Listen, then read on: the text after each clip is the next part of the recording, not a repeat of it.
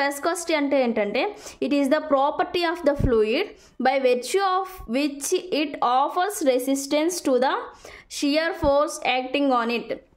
Viscosity అనేది ఇది ఒక ప్రాపర్టీ అన్నమాట. ఇది ఎప్పుడు షియర్ ఫోర్స్కి రెసిస్టెన్స్ని ఎప్పుడు ఆఫర్ చేస్తూనే ఉంటుంది. షియర్ ఫోర్స్ యాక్టింగ్ అవుతూ ఉంటే దానికి ఆపోజిట్లో రెసిస్టెన్స్ అనేది ఆఫర్ చేస్తుంది. Viscosity is mainly due to cohesion and intermolecular momentum exchange. Cohesion అంటే ఏంటంటే సేమ్ మాలిక్యూల్స్ లేకపోతే సేమ్ ఫ్లూయిడ్ అట్రాక్ట్ అయితే దాన్ని కొహెషన్ అంటారు. ఓకేనా. కొహెసివ్ ఫోర్స్ ఉంటుంది, ఎడిసివ్ ఫోర్స్ కూడా ఉంటుంది. ఎడిసివ్ ఫోర్స్ అంటే ఏంటంటే డిఫరెంట్ ఫ్లూయిడ్స్ అట్రాక్ట్ అయితే అది ఎడిసివ్ ఫోర్స్ అనమాట. ఓకేనా. ఇప్పుడు కొహెసివ్ ఫోర్స్ అంటే ఏంటో చూద్దాం. Cohesion is the attraction between molecules of the same fluid. ఓకేనా. సేమ్ ఫ్లూయిడ్ ఉంటే అది కొహెషన్ అవుతుంది. ఓకేనా. Next, intermolecular momentum exchange. A molecules move from low viscosity region to high viscosity region and gain momentum and vice versa. ఇప్పుడు low viscosity region నుంచి high వెలాసిటీకి వచ్చిన, high velocity నుంచి లో వెలాసిటీకి వచ్చిన మొమెంటమ్ అనేది గెయిన్ చేస్తాం. అదే ఇంటర్మాలిక్యులర్ మొమెంటమ్ ఎక్స్చేంజ్ అనమాట. The viscosities of liquid decreases with increasing in the temperature. చూడండి, the viscosities of the liquid decreases with increasing in temperature. Temperature increase అవుతూ ఉంటే వెస్కోసిటీ అనేది తగ్గుతుంది. As cohesion decreases the velocity of gases increases with increase in temperature. చూడండి, fluids అయితే temperature increase అవుతూ ఉంటే velocity అనేది తగ్గుతుంది. కానీ గ్యాసెస్లో టెంపరేచర్ అనేది ఇంక్రీజ్ అవుతూ ఉంటే వెస్కోసిటీ కూడా ఇంక్రీజ్ అవుతుంది. ఓకేనా. ఈ పాయింట్ మీరు క్లియర్గా చూడొచ్చు.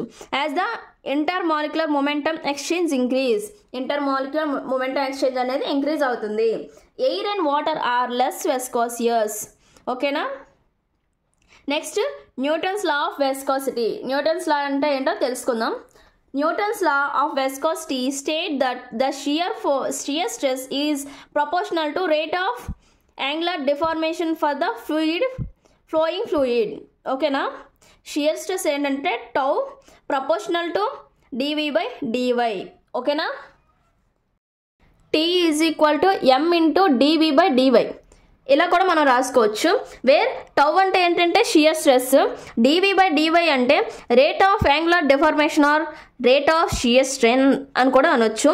dv అంటే చూడండి, ఇక్కడ నుంచి ఇప్పుడు ఒక ప్లేట్ అనేది ఇది ఫిక్స్డ్ ప్లేటు, ఇది మూవింగ్ ప్లేట్ అనుకుంటే చేంజ్ ఇన్ వెలాసిటీ ఉంటుంది చూసారా, అది dv అండ్ ఇది dy అనమాట. ఇది dv, ఇది dy. చూడండి, dv అంటే uniform velocity of the moving plate, v అంటే యూనిఫామ్ వెలాసిటీ, dv అంటే చేంజ్ ఇన్ వెలాసిటీ. ఓకేనా. y అంటే డిస్టెన్స్ బిట్వీన్ 2 పాయింట్స్, dy అంటే distance between the same point, అంటే మూవ్ అవుతున్నప్పుడు 2 డిఫరెంట్ పాయింట్స్ దగ్గర y అనేది ఎలా ఉందనేసి. ఓకేనా. నెక్స్ట్, మ్యూ అంటే ఏంటంటే proportionality constants known as absolute viscosity or coefficient of viscosity or viscosity. ఇందులో ఏమైనా మనం అనొచ్చు. ఓకేనా. దీనికి మనం tau is equal to mu into dv by dy అని కూడా మనం రాసుకోవచ్చు. ఓకేనా. అది ఎలా వచ్చేది అనేది నేను చెప్తాను. ఓకేనా. ఇక్కడ చూడండి, మనం దీన్ని ప్రూవ్ చేయాలి. సో మనం consider the fluid flow between 2 plates. Lower plates is fixed and the upper plate is moving due to force applied. ఇక్కడ నార్మల్గా 2 ప్లేట్స్ ఉన్నాయి. ఈ కింద ప్లేట్ని ఫిక్స్డ్ ప్లేట్ అనుకోవాలి, పైది మూవ్ అవుతుంది అనుకుంటాం. ఓకేనా. ఈ డిస్టెన్స్ y, ఈ డిస్టెన్స్ v. ఈ 2 డిఫరెంట్ ప్లేట్స్ మధ్యన ఉన్న distance y and uniform velocity of the moving plate v. And A is the surface area of the moving plate. F అంటే force applied on the moving plate. ఈ moving ప్లేట్కి మనకి చూడండి ఇక్కడ force అనేది apply చేసాం. అప్పుడు మనం ఏం ఫైండ్ అవుట్ చేసాం అనేది చూద్దాం. Experiments show that force F proportional to surface area of plate into velocity of plate by distance between 2 plates.